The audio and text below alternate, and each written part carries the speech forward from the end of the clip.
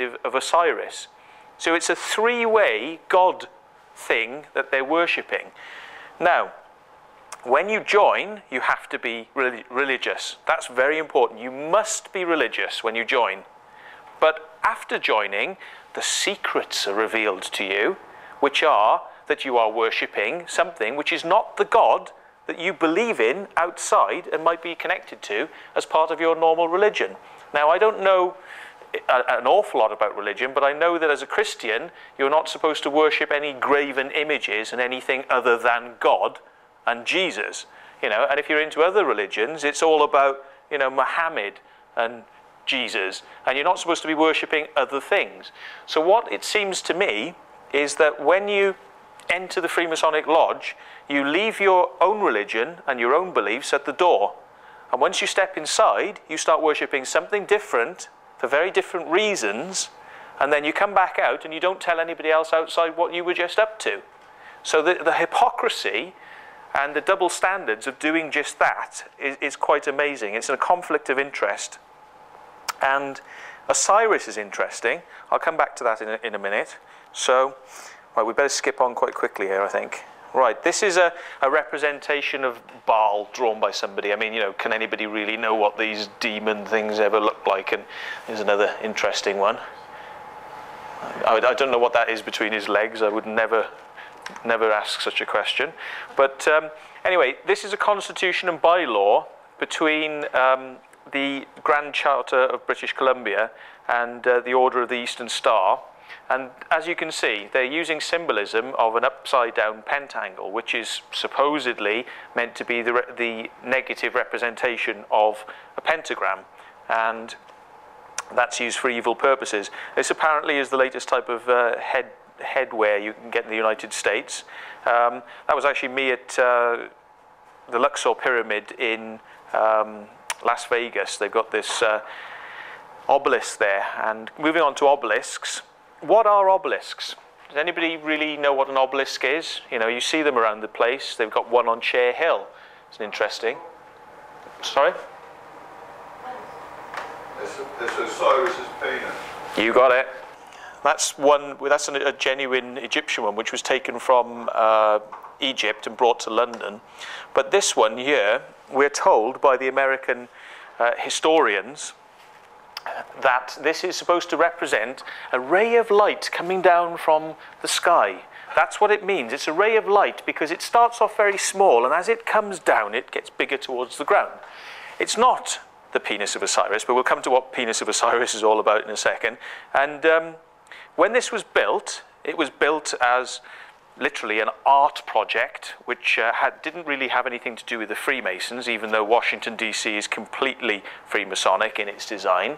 And just out of chance, they didn't get it right. They didn't get it right. They sort of had it a little bit too tall, and then it wasn't right, and then they had to drop it down a bit, and anyway, it ended up at roughly 555.5 feet, which I saw this on a TV program. I thought, well, that's fascinating, isn't it?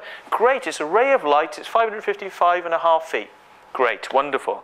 Except if you convert that to inches, 6,666 inches. I thought that was quite interesting. Now, but it's just a ray of light. That's all it is. It's not anything weird. And we've got them all around the countryside. You've got them, all over the UK. There's one in Bath in the centre of town. And, I'll skip this because it's the chapters of Freemasonry. And this is a slide showing Baphomet. That's Baphomet. Now, you can see there, Baphomet, he's got his wings, he's got his legs, which have got fur on them, and he's got cloven hooves.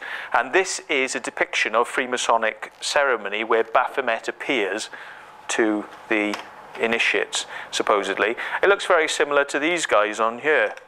And you've got, whoops, I've got to skip one then.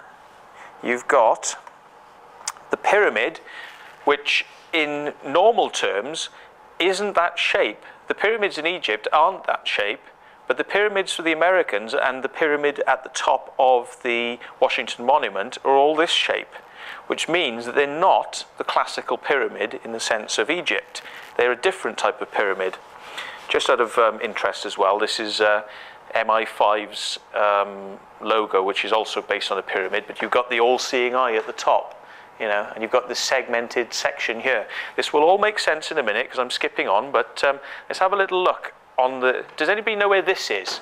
Because I know what people are going to think, because you know it, yeah? Right, well it is. It's actually Buckingham Palace. Now, if you spin it round, you've got something there that looks a bit like a triangle. And if I highlight it in, you've got the triangle there, and you've got a cut-off top with a circle in it, and something that goes around the edges, which looks like radiating sun lines. So that just happens to be Buckingham Palace. And very similar to the pyramid with the cut-off in the top with the all-seeing eye, which is very similar to what appears on the back of the dollar bill as a pyramid with a different top with an eye in it. Now this is another place. Anybody recognize this one? It's the obvious one. It's the other one that everyone talks about. So this is anybody? Washington DC? Yeah, Washington DC. Right. If you spin it upside down, these are Google photos, so you can look at these. They aren't modified in any way, but you basically got a pyramid which is very much the same dimensional sizes as the one that's on the back of the dollar bill, and there is the White House. Okay, and here is the triangle. Now, interestingly, you have a cut-off section here. There's a cross inside there. There's actually a cross, and in the cross is a circle. Now, that is representational. If you have a cross with a circle, usually a rose. Okay, it's actually there in the Baphomet photo. He's got that on his chest. Baphomet has a cross with a rose in it. That's the rosy cross. The rosy cross are the Rosicrucians. The Rosicrucians are another secret society. We'll come back to these in a second. So you've got other secret societies, which like the Hellfire Club. Hellfire Club are just down the road, or they were just down the road, in High Wycombe. And I would suggest, if you've got a little bit of time, to go and have a look at their caves, because it's quite interesting. A group of sort of Victorian gentlemen who used to sort of just find their way underground into these caves to have orgies and, some say, sacrificial rituals. It was all put under the banner of giving up care, giving up the, you know, sort of confines of society and the hard oppression of rules of society, to have freedom in the club to express yourself in the way you wanted to and have these orgies. So, interestingly, where the caves are right beneath, they're actually beneath this church, which is on the surface. You've got a six-sided temple there, and this church, underneath it, you've got all the caves. And the caves for the Hellfire Club, this is the entranceway, it's a little bit further down the hill, and you would have very high-ranking people would go down there. Now, the society was actually kept on until at least actually Winston Churchill's time. He was asked to go to a Hellfire Club meeting, and when he attended, he was very disgusted apparently with what was going on and said, "I want to have nothing to do with you guys, you're depraved." And he moved away. A famous poem was written from the Hellfire Society saying why Winston Churchill snubbed them. You know, making fun of Winston Churchill because he said they were not good. He was better than them, and they were no good. So there's a sort of a comical poem that's been written. But it's actually quite a sardonic place when you go into this cave system, and there's lots of skulls actually carved into the walls. So it's meant to give an atmosphere of death and desolation and you know, despair and that sort of thing when you're down there. And God knows what's gone on down there in the past. But then there's these guys today who carry on similar traditions, such as Bohemian Grove, which the Bohemian Club is, in fact, an organisation which has a current president of the United States,